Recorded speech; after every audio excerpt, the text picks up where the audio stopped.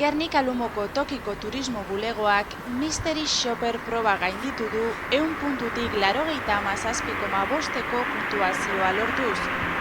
Puntuazio honekin 2017 urtean lortutako nota 5 puntutan gainditu du, eta horrek esan nahi du bilakaera positiboa izan duela.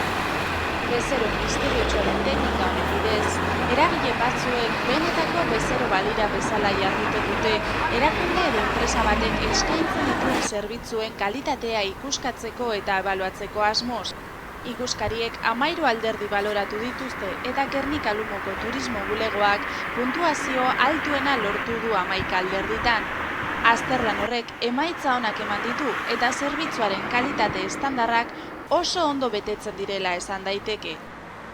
Hobetu beharreko arlo gisa, zerbitzua ematean teknologia berritzaileen erabilera areagotzeko beharra aipatzen du txostenak.